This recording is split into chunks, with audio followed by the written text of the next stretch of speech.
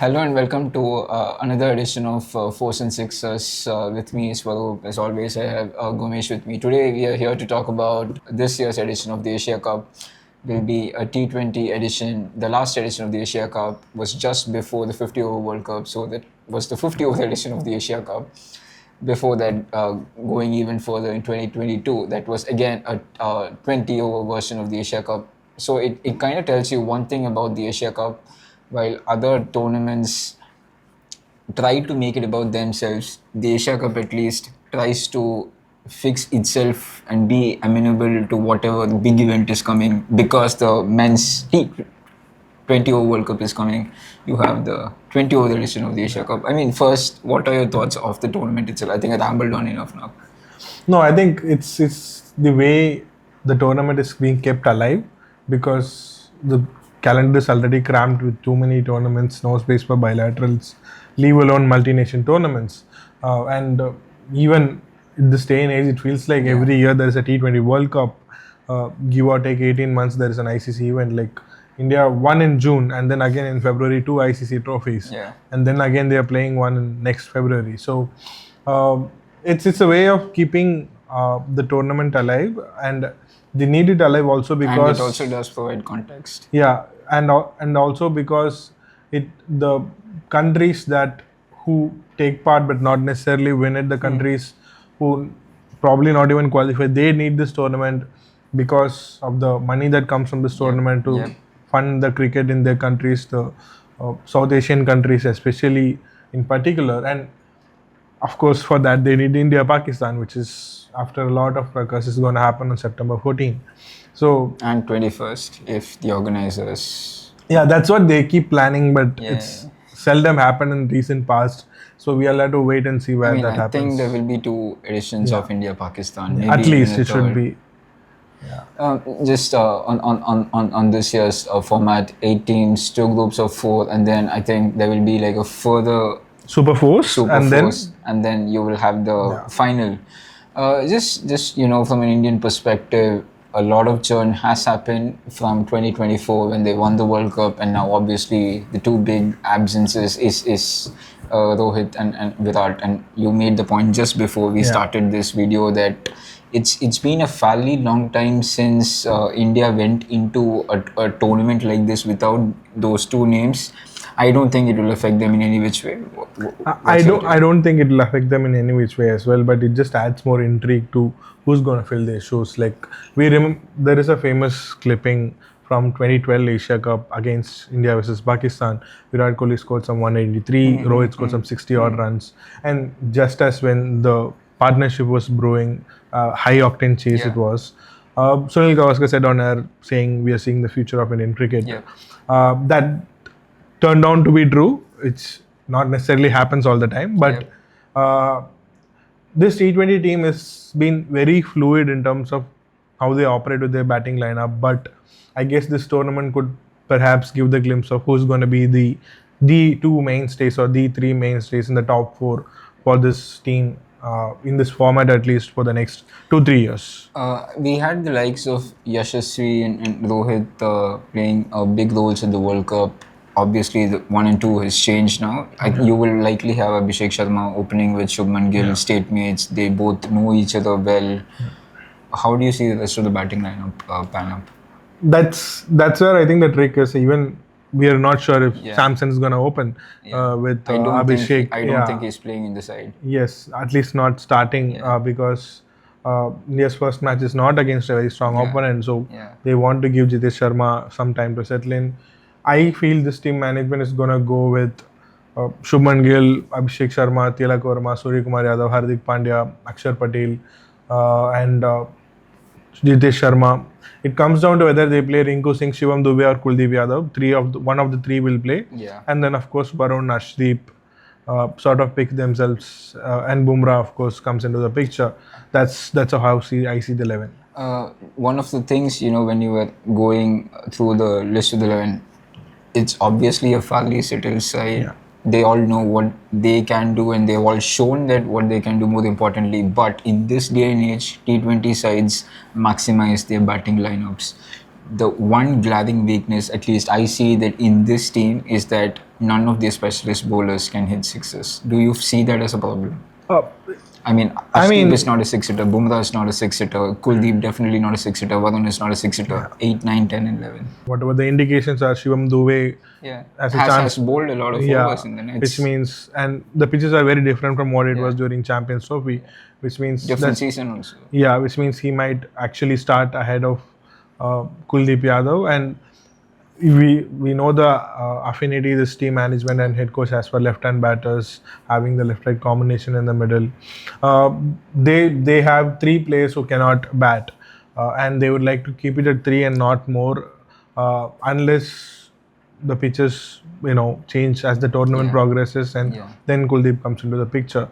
Otherwise, and we also see that Tilak Verma has been rolling. This is also a team that likes part-time bowlers. Like Abhishek has bowled a fair bit. Even Rinku and Surya bowled in Sri Lanka last year. So I think this is a team that is sustained on taking bowling out of equation, but while having the luxury of having Varun and Ashdeep and Bumrah, 3 of the top bowlers in this format in the mix. I don't think any other team in this tournament have that luxury. That would be your India chat. We have a fair thing to rattle along till the end of the video. In the other group, I at least in my opinion, I see Afghanistan as potential winners of the tournament. Sri Lanka always there or thereabouts in the Asia Cup. You have Bangladesh, who have kind of, the old guard is gone, the likes of Shakib, the likes of Mushfiqur, Mustafizur, not the force that he was. It's like a new wave of Bangladesh cricket, like on maximizing power hitting. So those 3 teams can generally go deep in this tournament. First up, how do you see Afghanistan? They did have like a bad loss to Pakistan in the final recently, but just generally your thoughts on Afghanistan? They have, by and far, they are very close to becoming the second strongest team in Asia, and they've consistently pushed limits. I would argue that they probably have the best spin attack in Asia. I mean, Rashid is outstanding. There's a lot of hype around Allah Ghazanfar. And then, of course, Noor is there. And also, they have the batting as well.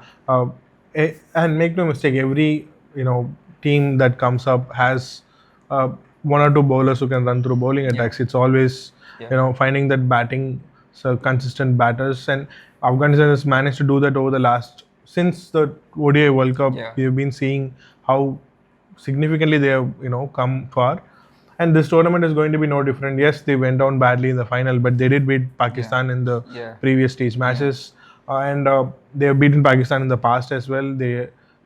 So this is sort of a group of death, and which means it comes down to who among Bangladesh or Sri Lanka at this point as we speak, because Afghanistan are sort of favorites to go into Super Fours. But it will be interesting to see how Sri Lanka go about it, because they are one of the teams who sort of very tough to read in terms of how they operate in this particular format. Pathum Nissanka, who's probably one of the best batters in international cricket today, but Lord has been... they have been hot and cold always. So it's sort of hard to read how they go about on a particular day, or especially in this particular format. So we'll have to wait and see, but I'd be surprised if Afghanistan didn't make it to the Super Fours. And just your thoughts on Bangladesh. There's some few nifty hitters there. Then there's the leg spinner Rishad Hussain. So Bangladesh, as much as they have upskilled themselves, the players have come about. Doing it off the field is one thing, but doing it under pressure against these Asian teams is another thing. Without allowing the emotion to get and it feels like the emotions always come up against the Asian teams than other teams. Because it feels like they feel like the younger brother, or sort of have a chip on the shoulder when they play against the other Asian teams, which they might not necessarily have when they face a certain New Zealand or England or Australia. So how they do that, it all come down to that. They've always had the talent. How they cope under pressure will probably determine that. And lastly, I wanted to talk about this whole, aspect of Pakistan. Again, a lot of churn. They have now new management. a friend of the newspaper, if I can like to add, Mike Hassan is now in charge of Pakistan. I mean, shout out to Mike if he's watching this. Thanks for the interview long time ago. And then no Babar, no this one. New captain, fresh ideas. Salman Aga is now in charge of the team. Just, I mean, how do you see them? Yeah, I think more. This is probably this tournament is probably more important to them than any other team that's taking part. They had their ups and downs through the Tri Series as well, but it's clear that they want to change. The steps are being taken with the new management in place, but again, and it's sort of good for them in a way that there are very low expectations from them. Like you could see the one of the press conferences where Rashid was asked in front of Salman that they are becoming the second strongest team in Asia. So it's sort of good that they're flying under the radar, and I really hope they do well. I really hope they have a good tournament, because a good rivalry, a good cricketing rivalry is essential for Asian cricket to remain healthy. Pakistan cricket is basically needed for world cricket. Yes, of course. And just for the Asia Cup tournament to be more interesting as well. So because the on-field cricketing rivalry has died down, the hype has always been geopolitical rather than cricketing, folklore in the recent past, except for the one Virat Kohli innings in MCG. So in that sense, I'm really looking forward to and hope that there are some exciting contests.